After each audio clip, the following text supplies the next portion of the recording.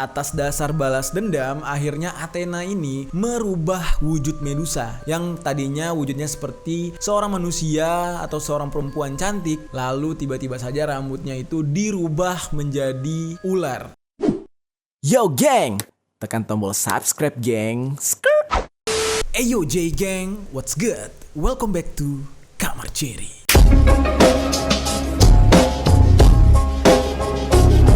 Geng, pasti kalian pernah mendengar sesosok perempuan dengan rambut yang berupa atau berwujud ular. Ya, ini adalah Medusa. Medusa ini yang artinya penjaga dalam bahasa Yunani. Dia ini adalah makhluk mitologi yang digambarkan dengan sesosok manusia perempuan yang berambut ular. Medusa ini mempunyai sebuah kekuatan magis di mana kalau ada orang yang menatap matanya itu langsung berubah menjadi batu. Kayak penjahat yang sempat viral di TikTok. Siapa yang menatap mata dia akan dibunuh katanya gitu kan. Nah, kalau Medusa ini siapa yang menatap matanya akan jadi malikundang alias batu gitu. Oke, ini cukup menarik untuk dibahas karena ini merupakan sebuah cerita yang menyangkut dengan sejarah, karena ini menjadi sebuah cerita sepanjang masa sampai kita ke anak cucu pun nanti cerita tentang Medusa ini tetap akan ada gitu, benar-benar melegenda. Namun, siapa yang menyangka kalau dulunya Medusa ini adalah seorang manusia biasa, geng. Jadi, dia ini manusia biasa kayak kita yang tiba-tiba saja berubah menjadi sesosok perempuan berambut ular. Nah, hari ini kita bakal bahas nih, geng. Ini kita bahas nyantai aja, kayak kita lagi ngobrol-ngobrol biasa, oke? Mungkin kalian bisa sambil komentar dalam mendengarkan cerita tentang Medusa ini.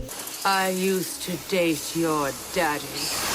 Awalnya nih, cerita ini tuh ditulis di dalam Theogony. Theogony ini adalah karangan dari Hesiod nih, geng. Nah, katanya nih, Medusa ini adalah anak dari Keto dengan pasangannya bernama Phorkys. Nah, mereka ini adalah dewa laut purba. Cukup aneh untuk kita dengar ya, dewa laut purba kayak gitu ya. Nah, Medusa ini adalah satu-satunya anak dari kedua dewa ini. Dan dia ini adalah makhluk yang fana. Nah, jadi sebutan makhluk fana ini berarti dia berbeda dengan dua saudarinya yang bernama Steno dan Uriel. Nah, ini tulisannya tuh EUR Yale gitu ya. Kalau misalkan gue salah dalam pengucapan, kalian bisa mengkoreksi. Dua saudarinya ini berbeda dengan Medusa. Medusa makhluk fana, sementara dua saudarinya ini adalah makhluk yang abadi. Mereka bertiga disebut dengan tiga bersaudara Gorgon. Tapi geng, di karangan yang berbeda, yaitu dari kisah Metamorphosis karangan Ovid, Medusa ini beda penggambarannya. Justru Medusa ini digambarkan dengan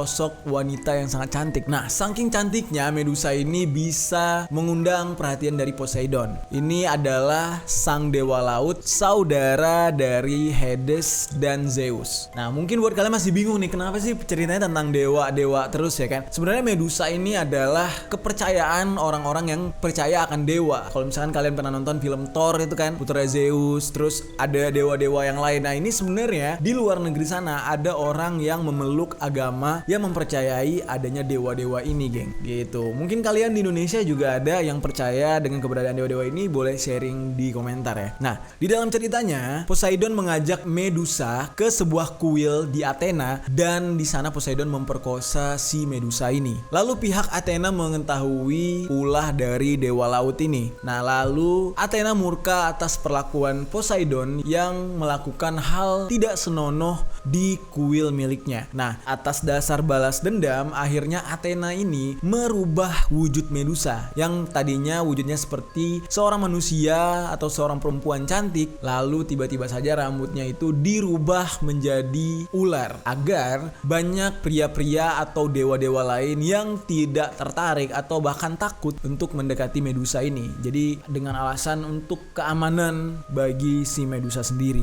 Dan bahkan sampai di situ Athena juga memberikan kekuatan kepada Medusa, di mana kalau ada pria atau orang yang menatap mata Medusa, misalkan nih ada orang yang tertarik dengan Medusa lalu menatap matanya, seketika orang tersebut berubah jadi batu. Nah, siapa aja yang menatap mata Medusa, jadi secara nggak langsung nih, misalkan lo nggak sengaja ketatap mata Medusa, itu seketika lo akan berubah jadi batu, jadi malikundang, geng, ya kan kalau dalam cerita Indonesia. Nah, kisah paling terkenal tentang Medusa datang dari perjalanan Perseus. Perseus ini adalah manusia setengah dewa. Ini juga sempat difilmkan nih geng. Perseus ini adalah anak dari Zeus dan Danae. Nah, kenapa dia menjadi manusia setengah dewa? Karena ibunya ini, Danae ini adalah manusia. Jadi ketika Zeus menikahi manusia, maka terlahirlah anaknya setengah dewa setengah manusia nih geng. Dalam ceritanya dia itu mendapatkan misi untuk mendapatkan kepala monster ular. Perseus mendatangi kediaman Gorgon bersaudara. Ini kediaman dari Medusa ini ya geng. Dia mengendap-endap dan langsung menyerang Medusa ketika Medusa tertidur. Nah, itu adalah cara menyerang Medusa yang paling ampuh, karena kalau dia bangun, dia menatap mata orang aja udah langsung jadi batu. Jadi cara terbaik untuk menyergap Medusa adalah di saat dia tertidur. Lalu ketika dia menyergap Medusa ini kan bisa saja tiba-tiba terbangun. Nah, cara Perseus untuk merefleksikan penglihatan Medusa itu dengan cara menggunakan perisai. Jadi perisai mungkin bisa memantulkan kayak cermin gitu mungkin geng ya. Dan ketika dia merefleksikan pandangan Medusa tersebut, jadi dia memenggal kepala Medusa. Seketika langsung Perseus ini membawa penggalan atau potongan kepala Medusa untuk dibawa pulang ke rumahnya geng. Lalu diceritakan setelah dipenggalnya kepala Medusa, lahirlah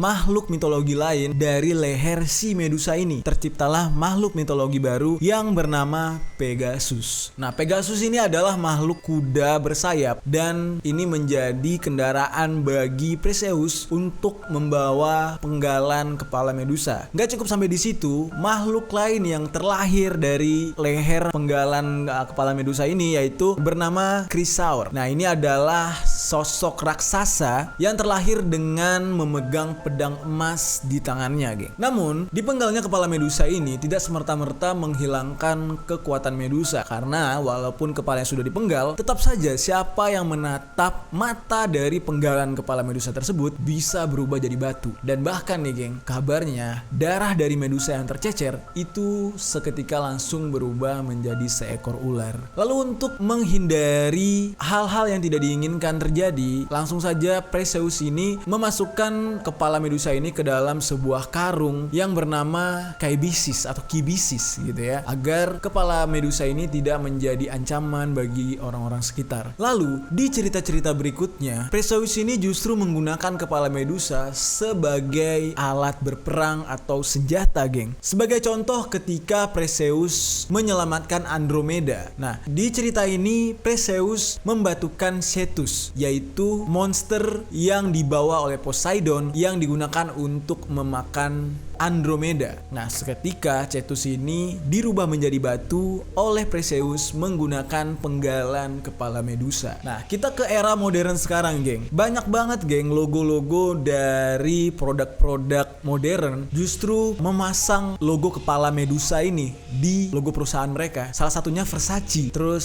Starbucks, bener gak ya kalau gue salah itu katanya dewa apa gitu. Dan pokoknya banyak banget. Nah, banyak juga yang menyamakan kalau logo-logo ini justru berhubungan dengan Illuminati. Tapi menurut gue belum tentu, karena kalau berbicara tentang Medusa mengarah ke Illuminati kayaknya agak berbeda, berlawanan gitu. Ini kan dewa, Illuminati itu satanik gitu ya. Ketika berbicara tentang Medusa, kita cari tahu dulu artinya. Dalam bahasa Yunani kuno, Medusa ini artinya adalah menjaga atau melindungi. So, banyak produk-produk atau brand-brand ternama dan terkenal di era modern ini memasang logo Medusa. Itu mungkin sebagai pertanda dia meminta pertolongan mungkin kepada dewanya untuk dijaga dan dilindungi bisnisnya gitu. Jadi nggak ada hubungannya dengan Illuminati gitu ya. Kalian bisa lihat tuh Versace, kalau nggak salah itu Medusa sih, tapi apa salah ya gue, koreksi kalau gue salah. Nah, namun di sisi lain ada juga yang mempercayai kalau kepala Medusa ini menjadi sebuah lambang dari perlawanan terhadap patriarki gitu ya. Nah, mengingat walaupun kepalanya sudah dipenggal, tapi Medusa ini tidak pernah bisa dimatikan kekuatannya. Jadi dia akan tetap melawan walaupun kepalanya sudah dicabut dari tubuhnya gitu. Jadi itu adalah bentuk perlawanan yang habis-habisan gitu, bentuk sebuah kemarahan yang amat-amat sangat gitu. Gimana geng menurut kalian? Mungkin ini bukan sebuah konspirasi, mungkin ini bukan sebuah horor, tapi ini adalah sebuah sejarah yang menurut gue menarik banget untuk kita bahas, ya gak sih? Kira-kira ada cerita lain yang ingin kita bahas tentang makhluk-makhluk mitologi lainnya? Silakan tinggalkan komentar di bawah. Geng, sekarang kalian bisa nonton konten lainnya dari Jerry di What's Good TV. Klik link yang ada di deskripsi, tekan tombol subscribe dan nyalakan loncengnya. Di sana bakal banyak konten-konten seru yang akan diupload nantinya. So pasti berbeda dari konten-konten yang ada di kamar Jerry. Dan untuk kalian yang mau nonton konten kamar Jerry melalui Facebook, kalian juga bisa klik link yang ada di deskripsi, lalu kalian akan diarahkan ke fanspage Jerry yang sudah terverifikasi dan kalian bisa menonton video-video konten dari kamar Jerry dan What's Good TV di sana.